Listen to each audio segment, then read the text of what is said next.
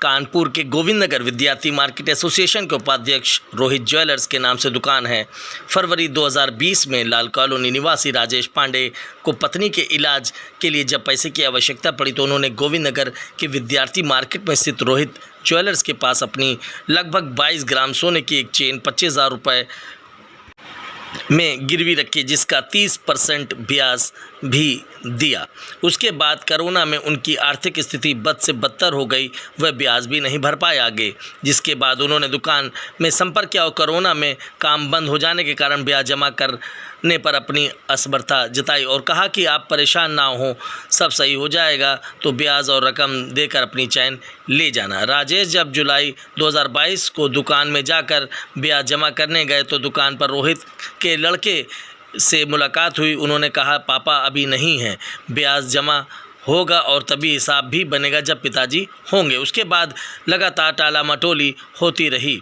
जब भी मैं ब्याज जमा करने गया तो कोई ना कोई बहाना बनाकर हमको लौटा दिया जाता था। उसके बाद नवंबर 2023 में इनका हिसाब बनाया गया, लगभग 38,000 ब्याज जोड़ा गया। उसके बाद पैसे की व्यवस्था करके जब यह लगभग 15 दिन पहले पूरे पैसे और ब्याज की रकम लेकर उनकी गिरवी चेन लेने के लिए मैं पहुंचा तो दुकान में रोहित और उनके लड़कों ने उनसे बदतमीज़ी की और गाली गलौज करके टरका दिया और भगा दिया। कहा, तुम्हारी चैन हमने गला दी है, अब चैन हमारे पास नहीं है। तो राजेश ने कहा, चैन की आज की कीमत के बकाया पैसे की मांग की तो उस पर गाली देते हुए कहा कि चैन वापस नहीं मिलेगी और थाना बगल में है, जो करते बने कर लो। उसके बाद रोहित की शिकायत विद्यार्थी मार्केट व्यापार मंडल से भी की गई, परंतु उनके पदाधिकारी द्वारा भी अपने उपाध्यक्ष का पक्ष लिया गया। राजेश ने उक्त घटना की शिकायत मुख्यमंत्री पोर्टल पर भी की है, परंतु स्थानीय पुलिस द्वारा भी कोई कार्रवाई नहीं की गई है और राजेश अब न्याय के लिए आसपास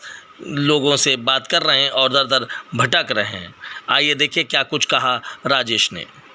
राजेश पांडे, घटना हुई थी फरवरी 2020 में। हमने एक चेन रखी थी रोहित ज्वेलर्स विद्यार्थी मार्केट गोविंद नगर में, उनके यहाँ रोहित ज्वेलर्स के यहाँ रखी थी। उसके बाद कोरोना लग गया। फिर मैं जुलाई 2021 में इनके पास गया। हमने कहा, कुछ ब्याज ले लो और बाकी जो है हम आगे चैन उठा लेंगे, भी समस्या है। बोले, अभी कोई दिक्कत नहीं। उनका बेटा मिला, बोला जब पापा आएंगे कोई दिक्कत नहीं, भी समस्या है, हम भी समझ रहे हैं, और जब देना तो ब्याज शायद दे देना, कोई दिक्कत नहीं, उस समय हम हिसाब कर देना। तो उसके बाद मैं 2023 में गया इनके पास नवंबर में गया, हिसाब बना दो, अपना हम पैसा दे दें। तो इन्होंने फिर टाल मटोल बता दिया कि वो अभी पापा नहीं है, ये दो भाई बैठते हैं, वही मिले, और उन्होंने कोई हिसाब नहीं बनाया। मैं कई बार गया इस चक्कर में और रोहित ज्वेलर्स में जाता रहा। उसके बाद उन्होंने अपना जो है यही रवैया उनका रहा कई बार। अभी फिर मैं 20 दिन बाद इनके पास गया, उसके बाद इन्होंने जो है हिसाब बनाया। उसके बाद हम इनको पर्ची देने गए तो इन्होंने धक्का मुक्की करके बोले, हमने गला दी, हम पैसे नहीं दे पाएंगे, बगल में थाना है, जो करना हो कर लो जाके। इन्हीं के साथ है। व्यापार मंडल के 1-2 पदाधिकारियों ने शिकायत की तो सब इन्हीं के साथ हैं, कोई भी आदमी इसमें साथ नहीं दे रहा है। हमने IGRS की है। अब ये चाहते हैं कि हमारी चैन हमें वापस करें। 22 ग्राम की हमारी चैन है, हमने 25,000 रुपये इनसे लिया था, बाकी जो उनका ब्याज बनता ब्याज हमसे ले लें 3%। इसकी उन्होंने स्लिप हमको दी थी, स्लिप हमारे पास है।